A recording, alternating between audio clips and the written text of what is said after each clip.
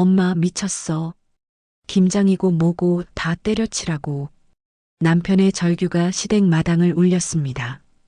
유산수술대에서 내려온 지 겨우 이틀. 그런데 지금 아내는 바닥에 쓰러져 있었어요. 마당엔 선명한 빨간 자국. 내일 김장한다. 일찍 와라. 단 한 줄의 문자가 모든 걸 시작했습니다. 아픈 몸을 이끌고 새벽부터 시댁으로 향한 며느리. 배추를 나르고 양념을 버무리고 쉴 틈 없이 일했습니다. 허리는 끊어질 듯 아팠고 출혈은 계속됐어요. 그리고 오후 5시 마침내 그녀의 몸이 한계에 도달했습니다. 평생 조용하던 남편이 폭발했고 김장 재료가 사방으로 날아갔어요. 대체 그날 무슨 일이 벌어진 걸까요? 이 놀라운 이야기가 궁금하시다면 잠시만 구독 버튼을 눌러주세요. 평범해 보이는 사람들의 숨겨진 이야기를 매일 전해드립니다. 알림 설정까지 해두시면 새로운 이야기를 가장 먼저 만나보실 수 있습니다. 그럼 이제 시간을 이틀 전으로 되돌려 볼까요? 병원에서 돌아온 지 하루가 지났습니다. 지우는 침대에 누워 천장만 바라보고 있었어요. 수술대의 차가운 감촉이 아직도 몸에 남아 있었죠. 마취가 깨고 나서 처음 든 생각은 텅 빈 배였습니다. 그 안에 있어야 할 작은 생명이 사라진 빈자리가 너무나 크게 느껴졌어요. 아침 햇살이 커튼 사이로 비집고 들어왔지만 일어날 힘조차 없었습니다. 아랫배가 쿡쿡 쑤셨고 허리는 누군가 망치로 두들긴 것처럼 묵직하게 아팠어요. 남편 민석은 새벽같이 출근했고 지우는 혼자 조용히 누워 있었습니다. 그때였습니다. 핸드폰 진동 소리가 울렸죠. 한 번, 두 번, 세 번. 멈추지 않았어요. 결국 지우는 무거운 팔을 들어 올려 핸드폰을 집어들었습니다. 화면에 뜬 이름을 보는 순간 가슴이 철렁 내려앉았습니다. 시어머니였어요. 문자 내용은 짧았습니다. 내일 김장한다. 일찍 와라. 마침표 하나 없이 딱 잘라 말하는 투였습니다. 질문도 아니었고 부탁도 아니었어요. 그냥 통보였습니다. 지우의 몸 상태가 어떤지, 지금 어떤 마음인지 묻는 말은 단 한 글자도 없었죠. 지우는 핸드폰을 쥔 채로 한참을 멍하니 문자를 들여다봤습니다. 글자들이 흐릿하게 번져 보였어요. 눈물이 차올랐거든요. 김장이라니. 입 밖으로 나온 중얼거림이 너무나 작았습니다. 지우는 자신도 모르게 배를 쓰다듬었어요. 어제까지만 해도 그 안에 있었을 아이를 생각하니 눈물이 뺨을 타고 흘러내렸습니다. 남편에게 전화를 걸었습니다. 신호음이 6번 울린 뒤에야 목소리가 들렸죠. 여보, 무슨 일이야? 민석의 목소리는 조금 급했습니다. 회의 중이었나 봐요. 어머님이 내일 김장 오래요. 전화기 너머로 한숨 소리가 들렸습니다. 길고 무거운 한숨이었어요. 내가 말해볼게. 지금은 안 된다고. 남편의 목소리에는 확신이 없었습니다. 그저 지우를 안심시키려는 말처럼 들렸어요. 그래도 한번 말씀드려봐요. 제발. 지우의 목소리는 애원하는 것처럼 떨렸습니다. 알았어. 퇴근하고 바로 전화할게. 오후 6시쯤 남편에게서 전화가 왔습니다. 지우야. 목소리만 들어도 알 수 있었습니다. 실패했다는 걸요. 어머니한테 말씀드렸는데 이미 다 준비해놨대. 배추도 절여놨고 친척들도 다 오기로 했대. 날짜 바꾸기 힘들다고 하시더라. 민석의 목소리는 미안함으로 가득했습니다. 그래서요? 지우의 목소리는 생각보다 차갑게 나왔습니다. 내가 어떻게든 무리하지 않게 할게. 민석은 최선을 다해 위로하려 했습니다.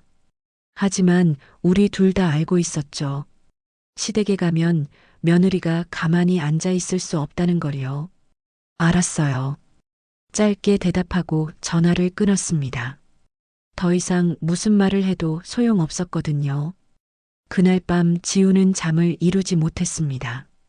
내일이면 시댁에 가야 한다는 생각에 가슴이 답답했어요. 새벽 5시 알람이 울렸습니다. 어젯밤 2~3시간도 제대로 못 잤는데 벌써 일어나야 할 시간이었어요. 몸을 일으키려는 순간 허리에서 찌릿한 통증이 올라왔습니다. 신음이 새어나왔습니다. 지우야, 괜찮아? 남편의 목소리에는 걱정이 가득했습니다. 응, 괜찮아. 준비해야지. 거울 앞에 섰습니다. 얼굴이 누렇게 떠 있었어요. 입술은 핏기가 없이 창백했고 눈꺼풀은 무겁게 가라앉아 있었죠. 파운데이션을 바르는 손이 떨렸습니다. 립스틱을 발라도 생기가 돌지 않았어요. 옷장에서 두꺼운 패딩을 꺼냈습니다. 안에는 내복을 2겹이나 껴입었어요. 시댁 마당은 바람이 세게 불거든요. 부엌으로 나가니 민석이 미역국을 데우고 있었어요. 조금이라도 먹어. 힘들 텐데 빈속으로 가면 안 돼. 남편이 그릇에 국을 떠서 앞에 놓았습니다. 하지만 목구멍으로 넘어가지 않았어요. 속이 메스꺼웠거든요. 한 숟가락 겨우 떠먹고는 숟가락을 내려놨습니다. 못 먹겠어. 차에 올라타자마자 민석이 히터를 틀었습니다. 따뜻한 바람이 나왔지만 몸속 깊은 곳의 추위는 사라지지 않았어요. 지우야, 내가 어머니한테 확실히 말할게. 무리하지 말라고. 남편의 목소리는 다짐하듯 단호했습니다. 하지만 지우는 쓸쓸하게 웃었어요. 그게 될 것 같아? 안 되게 만들 거야. 민석은 진심이었습니다. 하지만 우리 둘 다 알고 있었어요. 시댁에 가면 며느리가 가만히 앉아 있을 수 없다는 걸요. 차는 고속도로에 접어들었습니다. 창밖으로 빠르게 지나가는 풍경을 바라봤어요. 아직 해가 뜨기 전이라 어두컴컴했습니다. 7시 20분쯤 차가 시댁 동네에 들어섰습니다. 저기, 민석의 목소리가 굳었습니다. 지우도 그게 보였어요. 시댁 대문 앞 마당 한쪽에 산더미처럼 쌓인 배추 포대였습니다. 저게 다 뭐야? 배추인가 봐. 어머니가 올해는 많이 하신다고 하셨어. 많이라는 말로는 부족했습니다. 저건 엄청나게 많았어요. 대충 봐도 20포대는 넘어 보였습니다. 한 포대에 25포기씩이면 500포기가 넘는 거예요. 차에서 내리는 순간 다리에 힘이 풀렸습니다. 휘청거렸죠. 민석이 얼른 팔을 잡아줬어요. 대문을 열고 들어서자 짙은 배추 냄새가 코를 찔렀습니다. 시큼하고 짠 냄새였어요. 왔구나. 현관문이 열리며 시어머니가 나오셨어요. 어머님, 안녕하세요. 시어머니는 지우를 위아래로 훑어보셨습니다. 얼굴이 왜 그래? 화장을 안 했어? 했는데요. 그래도 안 한 것 같네. 아무튼 들어와. 일찍 왔으니 좋다. 시어머니는 돌아서서 집 안으로 들어가셨습니다. 지우의 몸 상태를 묻는 말은 없었어요. 거실로 들어서자 시동생이 보였습니다. 소파에 비스듬히 기대앉아 핸드폰을 보고 있었어요. 오빠, 새 언니 오셨어요? 민지가 손을 흔들었습니다. 민지야, 손 괜찮아? 민석이 동생에게 물었습니다. 아직 좀 아파. 어제 병원 갔더니 손목 염자래. 일주일은 무리하지 말래. 민지는 오른손을 들어 보였습니다. 하얀 거즈가 감겨 있었어요. 네. 그래서 오늘 김장은 못 도와드릴 것 같아요. 민지는 미안한 듯 웃었습니다. 하지만 그 눈빛에는 미안함이 없었어요. 그때 지우의 시선이 민지의 왼손에 꽂혔습니다. 핸드폰을 쥔 그 손에는 화려한 네일아트가 되어 있었어요. 파스텔 톤의 핑크색 바탕에 작은 보석들이 박혀 반짝거렸습니다. 손목을 다쳤는데 내일은 언제 했지? 의문이 들었지만 말하지 않았습니다. 민지야, 넌 쉬어. 무리하지 말고. 시어머니가 부드럽게 말씀하셨습니다. 서연아, 너는 옷 갈아입고 나와. 일 시작해야지. 지우를 향한 목소리는 달랐습니다. 재촉하는 투였죠. 옷을 갈아입고 마당으로 나갔습니다. 이미 작은 어머님들이 도착해 계셨어요. 아이고, 서연이 왔구나. 올해도 수고 많겠네. 안녕하세요. 지우가 인사를 했습니다. 작은 어머님 한 분이 지우의 얼굴을 보더니 걱정스러운 표정을 지으셨어요. 얼굴이 왜 그래? 많이 안 좋아 보이는데. 피곤해서 그래요. 괜찮습니다. 무리하지 말고 천천히 해. 알았지? 따뜻한 말씀이었습니다. 자, 그럼 시작하자. 배추 헹궈야지. 시어머니가 앞치마를 두르며 말씀하셨어요. 서연아, 너는 배추 옮기는 거 해. 저기 통에서 여기 가마솥으로 옮기면 돼. 시어머니가 지시했습니다. 배추를 옮기는 일이었어요. 가장 힘든 일 중 하나였죠. 지우는 플라스틱 통 앞에 섰습니다. 소금물에 절여진 배추는 물을 잔뜩 머금어 무거웠어요. 한 포기를 들어 올리는 순간 허리에서 찌릿한 통증이 올라왔습니다.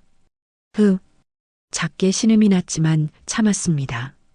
주변 사람들이 들을까봐 이를 악물었어요. 한 포기, 두 포기, 세 포기. 계속 옮겼습니다. 5포기를 옮기자 숨이 차올랐어요. 허리는 끊어질 듯 아팠고 아랫배는 콕콕 쑤셨습니다. 서연아, 괜찮아? 작은 어머님 한 분이 물으셨습니다. 네, 괜찮습니다. 대답은 했지만 괜찮지 않았어요. 10포기, 15포기, 20포기. 온몸이 땀으로 젖었어요. 11월에 찬 공기였지만 지우는 더웠습니다. 아니, 열이 나는 것 같았어요. 그때 민지가 집에서 나왔습니다. 손에 따뜻한 차를 들고 있었어요. 어머니, 차 드세요. 아이고, 우리 민지 고맙다. 시어머니는 기뻐하시며 차를 받아 드셨습니다. 작은 어머님들에게도 차를 돌렸어요. 하지만 지우에게는 주지 않았습니다. 새 언니, 몸 괜찮으세요? 힘들어 보이시는데. 민지가 지우를 보며 말했습니다. 목소리는 걱정하는 듯 했지만 눈빛은 달랐어요. 응, 괜찮아.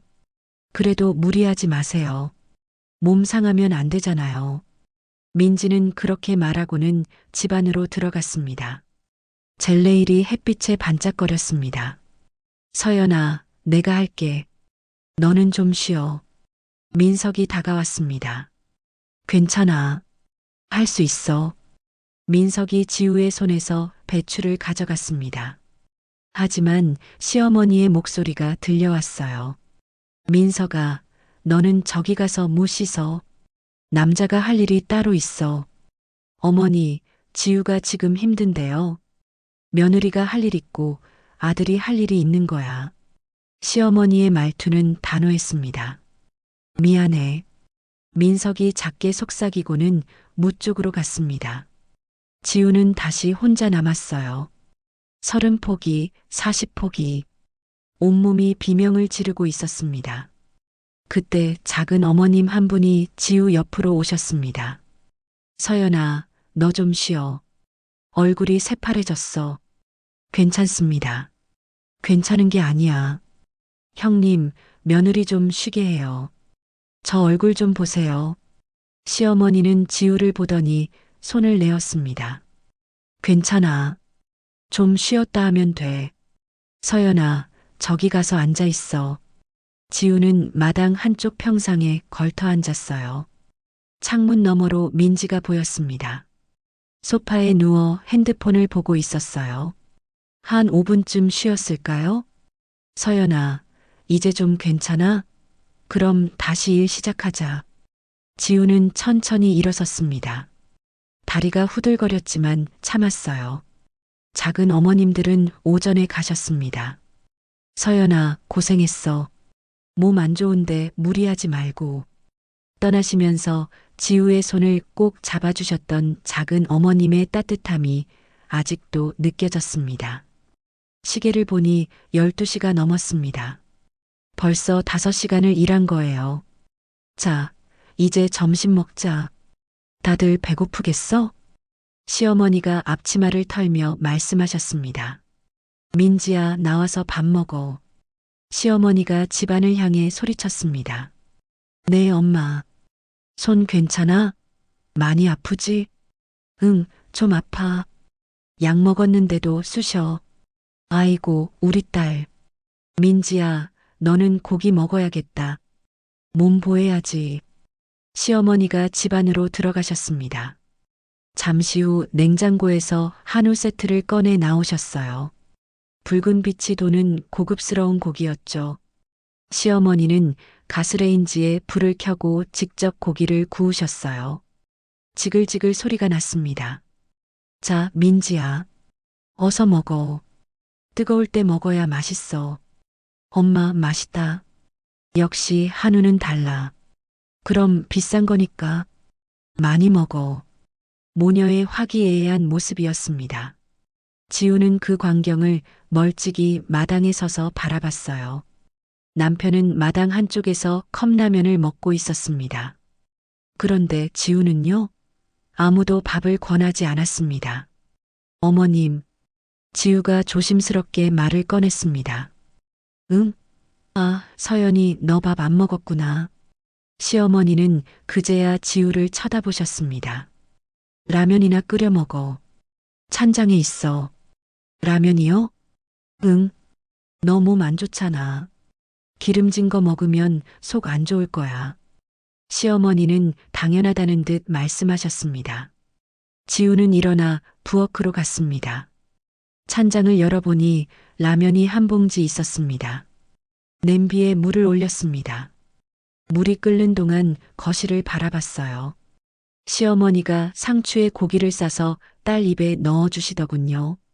우리 딸 많이 먹어. 손 빨리 나아야지. 엄마 고마워. 진짜 맛있어. 물이 끓었습니다. 라면을 넣고 스프를 풀었어요. 새 언니 라면 드세요? 민지가 부엌으로 들어왔습니다. 응. 언니 라면 좋아하시죠? 간단하고 맛있잖아요. 민지의 말투에는 비꼬는 느낌이 있었습니다. 저는 고기 배불리 먹어서 포만감 장난 아니에요. 엄마가 직접 구워주셔서 더 맛있었어요. 그래, 좋겠네. 지우가 짧게 대답했습니다. 지우는 라면 그릇을 들고 마당으로 나왔습니다. 라면을 한 젓가락 떴습니다. 입에 넣었죠. 뜨거웠지만 맛은 느껴지지 않았습니다. 점심을 먹고 나니 오후 1시가 넘었습니다. 이제 본격적으로 양념을 만들 시간이었어요. 자, 이제 양념 만들어야지. 서연아, 이리 와봐. 마당 한쪽에 커다란 플라스틱 대야들이 놓여 있었습니다. 그 옆에 고춧가루 포대가 산처럼 쌓여 있었어요. 이게 다 고춧가루예요? 응. 올해는 김치를 많이 해야 해서. 이거 한 포대가 10kg이야. 세 포대니까 30kg이지. 이게 다 얼마예요? 100만 원. 100만 원이요? 응. 국산 태양초 고춧가루야. 시어머니는 자랑스럽게 말씀하셨습니다. 근데 말이야. 시어머니가 입을 여셨습니다. 목소리 톤이 달라졌어요. 이거 외상으로 가져왔어. 방앗간 사장님이랑 아는 사이라서. 근데 다음 달까지는 갚아야 해. 시어머니는 잠시 침묵하시더니 지우의 눈을 똑바로 쳐다보셨습니다. 서연아, 너도 이 김치 먹을 거잖아. 이 김치로 1년 먹고 살 거 아니야. 너희 집에도 몇 통 줄 거고. 시어머니의 말씀은 계속 이어졌습니다. 그러니까 고춧가루 값 좀 보태야 하지 않겠어? 그 순간 세상이 멈춘 것 같았습니다. 어머님, 그게 100만 원 다 내라는 게 아니야. 절반만, 50만 원만 보태면 돼. 어머님, 제가 여기서 일하는 것도 도움이 되잖아요. 일은 가족이니까 당연히 돕는 거지. 근데 재료는 돈 주고 사는 거잖아. 다르지. 민지는요? 민지는 손 다쳤잖아. 일도 못하는데 돈까지 받을 수 있겠어? 시어머니의 대답은 단호했습니다. 서연아, 이거 부탁이야. 너희는 맞벌이니까 여유 있잖아. 다음 주까지 입금해줘. 알겠습니다. 네. 힘없는 대답이 나왔습니다. 자, 이제 양념 버무리자. 지우는 대야 앞에 앉았습니다. 배추를 펼치고 양념을 한 입씩 발라야 했어요. 허리를 숙이고 앉아서 작업하니까 아랫배에 압력이 가해졌습니다. 10포기, 20포기, 30포기. 손가락이 저렸습니다. 그때였습니다. 갑자기 아랫배에서 뜨거운 무언가가 흘러내리는 느낌이 들었어요. 출혈이었습니다. 생리대가 젖는 게 느껴졌습니다. 이번에는 양이 많았어요. 화장실에 가야 해. 지금 배추 다 하고 가. 급한데요. 조금만 참아. 곧 끝나잖아. 지우는 다시 앉았습니다. 하지만 출혈은 계속됐습니다. 40포기, 50포기. 머리가 멍했어요. 드디어 화장실에 갈 수 있었습니다. 문을 잠그고 옷을 내렸어요. 생리대가 새빨갛게 젖어 있었습니다. 속옷까지 피가 배어 있었어요. 어떡하지? 휴지로 급하게 속옷을 닦고 새 생리대로 갈아 끼웠어요. 거울을 봤습니다. 얼굴이 창백했어요. 입술은 파랗게 질려 있었고 눈밑은 시커멓게 그늘이 졌습니다. 조금만 버티자. 스스로를 다독이며 화장실 문을 열었습니다. 오후 3시, 4시, 5시. 시간이 흘렀지만 김장은 끝나지 않았습니다. 지우의 몸은 한계에 다다르고 있었습니다. 허리는 펴지지 않았고 손가락은 굳어갔어요. 오후 5시가 넘었을 때였습니다. 지우는 배추를 집어들었습니다. 양념을 바르려는데 손이 떨렸어요. 갑자기 눈앞이 캄캄해졌어요. 세상이 빙빙 돌았습니다. 중심을 잃었습니다. 휘청. 지우는 바닥에 주저앉았습니다. 서연아.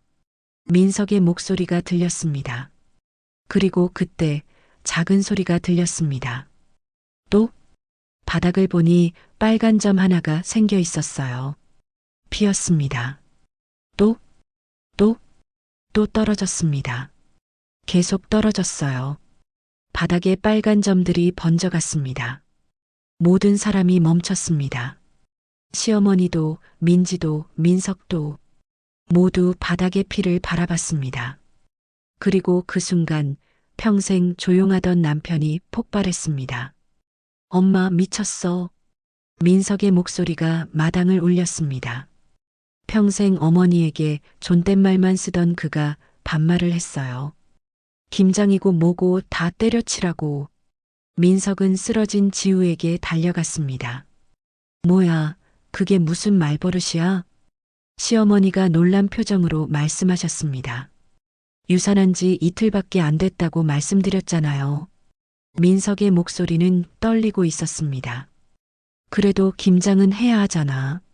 일손이요? 와이프가 일손이에요? 며느리가 시댁일 돕는 건 당연한 거 아니야? 당연하다고요? 유산한 사람을 500포기 김장판에 세우는 게 당연해요? 민석은 어머니를 똑바로 쳐다봤습니다. 그의 눈에는 눈물이 고여 있었어요. 그리고 돈까지 받으려고 하셨잖아요. 50만 원.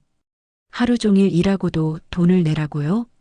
시어머니의 얼굴이 하얗게 변했습니다. 그건 김치 재료값이. 재료값이요? 그럼 와이프가 한 일은 뭐예요? 공짜예요? 민석의 목소리가 더 커졌습니다. 민지는 손 다쳤잖아. 민석은 동생을 돌아봤습니다. 손 다쳤어? 그럼 내일은 언제 했어? 민지가 손을 뒤로 감췄습니다. 오빠, 그건 어제 다쳤다며? 그런데 네일샵에서 보석 붙이고 젤 바르는 게 가능해? 그게 얼마나 섬세한 작업인데? 민석이 한 걸음 다가갔습니다. 그건 손 다치기 전에. 거짓말하지 마. 내 손가락 저 네일 상태 봐. 완벽하잖아. 민석의 목소리는 차갑게 식어 있었습니다. 민우야, 동생한테 왜 그래? 어머니, 이제 그만하세요.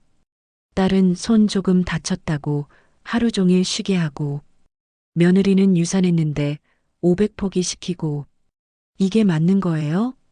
시어머니는 말문이 막혔습니다. 저는 지금까지 참았어요.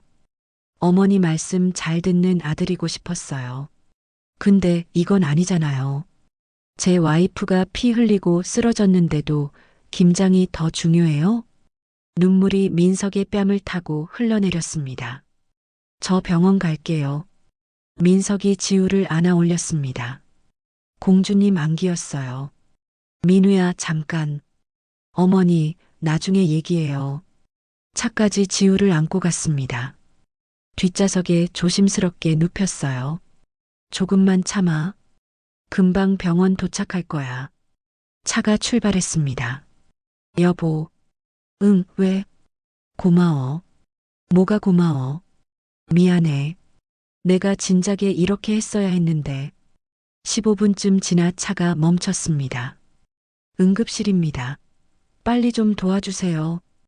민석의 외침이 병원 로비에 울렸습니다. 응급처치가 끝났습니다. 보호자분, 잠깐 이야기 좀 합시다. 복도로 나간 민석과 의사의 목소리가 희미하게 들렸습니다. 환자분이 유산 수술을 받으신 지 이틀밖에 안 됐죠? 네, 맞습니다. 그런데 김장을 했다고요? 하루 종일? 의사 선생님의 목소리에는 믿을 수 없다는 투가 역력했습니다. 저희 어머니가 부르셔서 말리셨다고요? 그럼 더 강하게 말렸어야죠. 이건 환자의 생명이 걸린 문제입니다. 지금 자궁 수축이 제대로 안 되고 있어요. 출혈도 심하고요. 다행히 큰 문제는 없습니다. 하지만 이대로 방치했다면 위험했을 거예요. 최소 2주일은 절대 안정이 필요합니다. 민석은 병실로 돌아왔습니다.